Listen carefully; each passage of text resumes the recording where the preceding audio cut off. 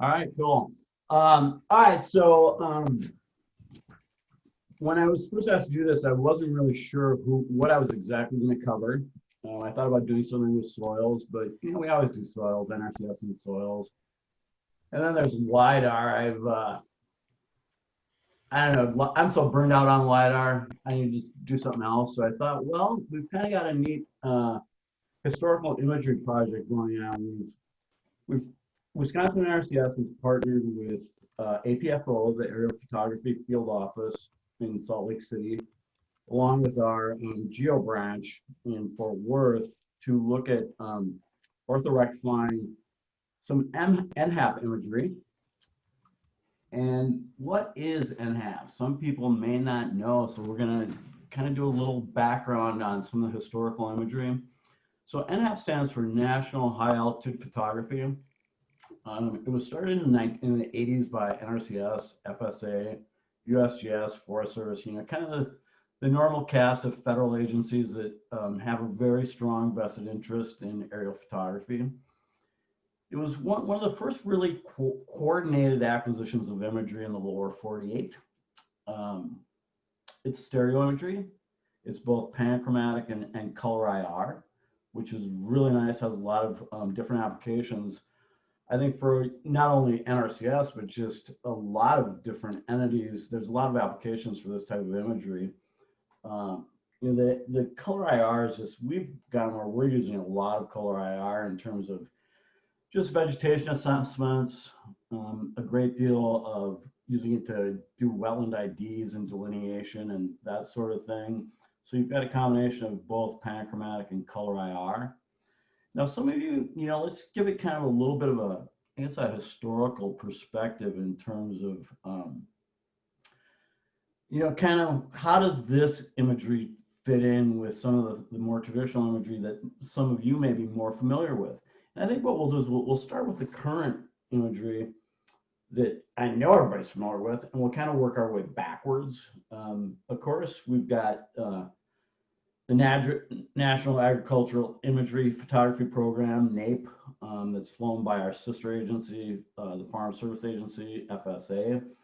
That was begun, again, Wisconsin. It was like, we've got some imagery from 2004, 2005, but it really kind of got going in terms of what we think of as NAP in about 2006. That's when we started receiving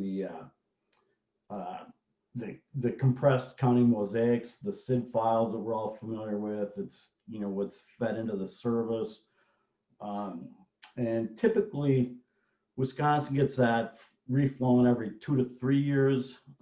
We've been very, very lucky. Recently, we were flown in 2017, we were flown in 2018, and we've been flown again this year in 2020. So we should be seeing that imagery probably in December or January.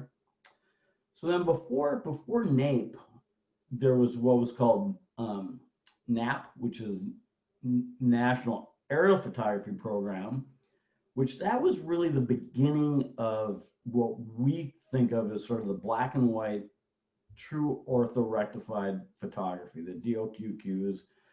That was begun kind of in the late 80s.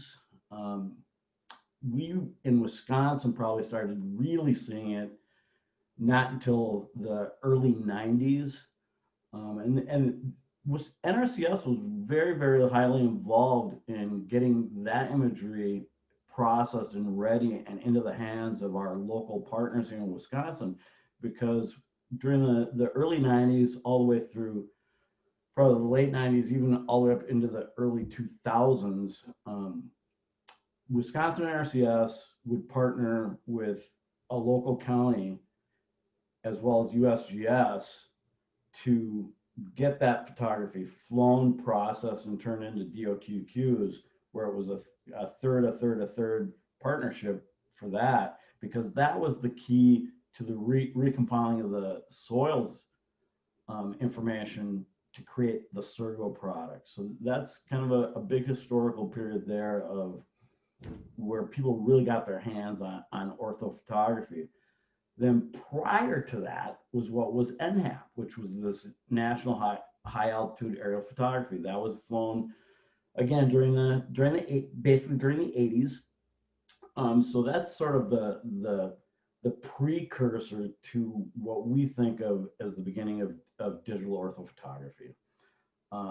And that, you've still got, like, when you think of what the SEO has been hosting for quite some time now, which has been really, really popular and just very valuable, is that 3839 historical photography.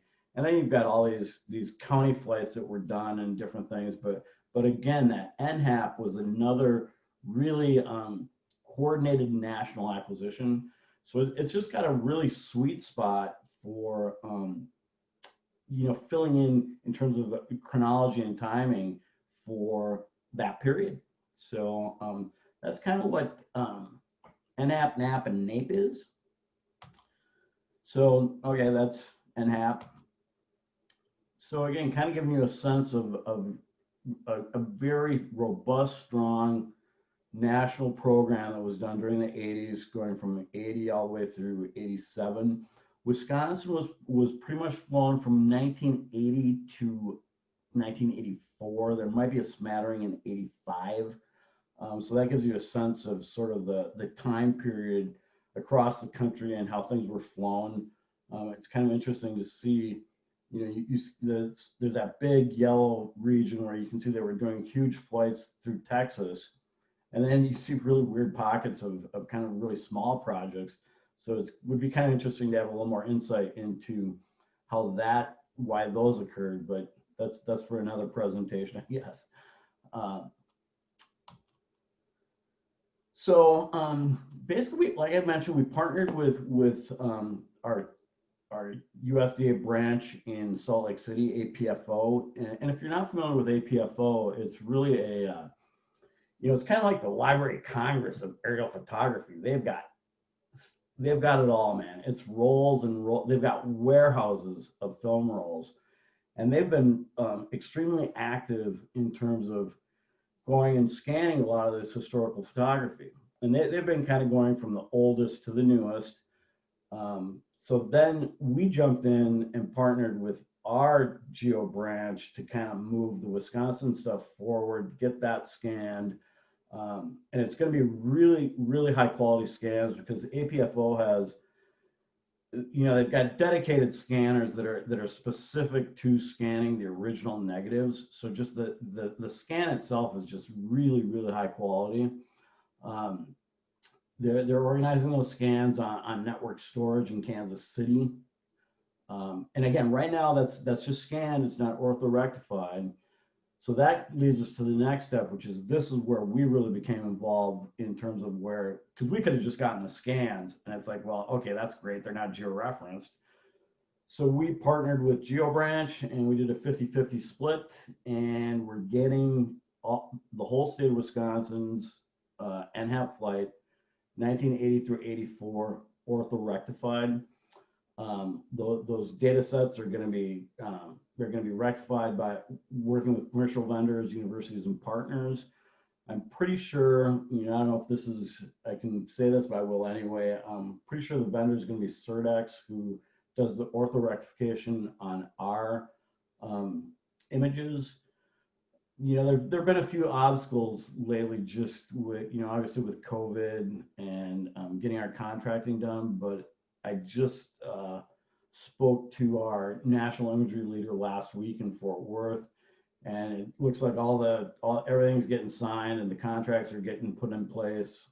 So they should start working on that really, really soon. So here's the nuts and bolts. This is probably what people are more, here's where the rubber meets the road, shall we say. So here are the specifications for that NHAP imagery. The resolution is going to be approximately 0.75 meters. The relative accuracy, it's really going to be really tied into the same specifications and accuracy as the NAPE photography.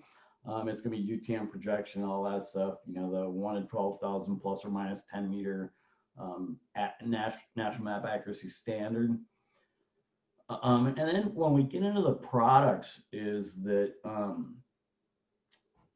it's going to be kind of every flavor. We'll have the original GeoTIFF files. I think those will be full quad tiles. Then our geo branch will create the typical county compressed mosaics, which are the SIDS. And then we're also going to do a web app service from it too. That'll be hosted by our, our Kansas City servers and all that. There'll be metadata. So I think there's going to be a lot of flexibility in terms of, whichever product you want to use will be available. I know, a really good example is we always like to be able to deliver the geotiffs to Wisconsin DNR because they want everything in WTM. So that'll give them the ability to flip the coordinate system and projection to WTM versus UTM. So there's going to be a great deal of flexibility in the products that people are going to be able to consume and access. This is the contracting status. Like I think I kind of mentioned this already. The dark green areas are the ones that are being contracted in FY 2020. So that's what's going down right now. That's pretty much self-explanatory, I think.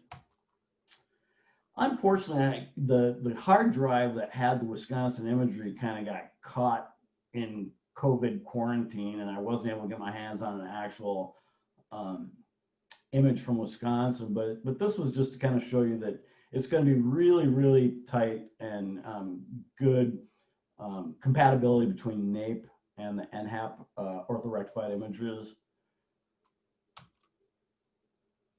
And then data distribution.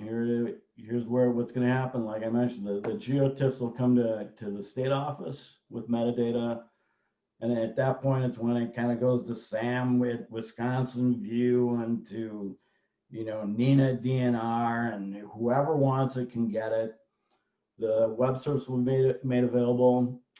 The next one, I'm not sure if that will happen or not. After talking to Tony Kimmett, our national imagery leader, whether the originally we were kind of talking about having the geotiffs available on the USDA data gateway. That may or may not happen, but either way, it will be readily available one way or another. Like I said, public domain, public domain, public domain is our mantra. We love public domain. It can be shared with anybody, including universities and state and local governments. So that is it, guys. That's the end of the presentation, long and short. And I still, the question everybody's probably wondering is, when we might start seeing some of that imagery. And that, to be honest with you, I'm really not sure when it'll be ready. So, uh-oh. Oh, you sound just fine. I thought I'd lost everybody. Okay. No, you're good from my point of view. Does anybody have questions for Kent?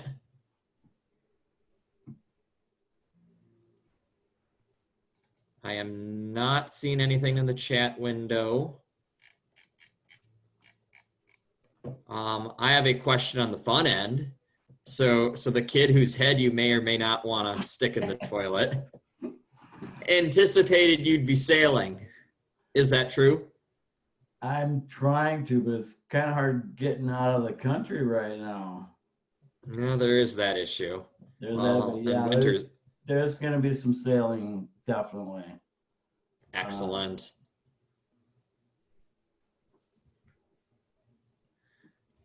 I do have a question coming from Jim Lacey now. I can read that out loud. You can also see it in the chat. USGS has a lot of NHAP available for download. Is that the same stuff that USDA scanned?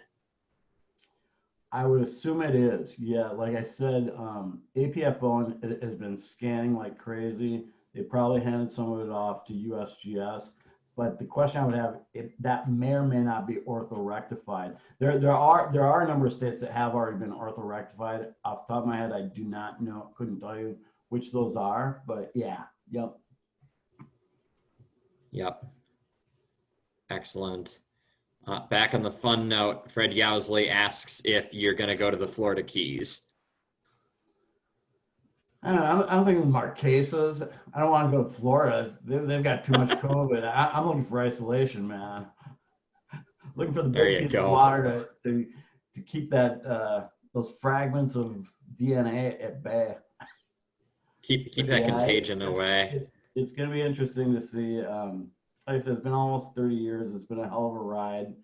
I was fortunate enough to, when I got started, it was just when in the early 90s, it was kind of when GIS was kind of crawling out into the mainstream, and there wasn't any data. You had to go and, we like spent 10 years, 15 years digitizing soils. And then there was kind of this period where we were archiving and figuring out how to distribute information. And now we've reached a point where we're drowning in data. It's all in the cloud, and it's like, just let it rain. So it's been pretty cool watching the whole GIS technology evolve and mature and become really, a tool that everybody's using. It's pretty cool. Absolutely.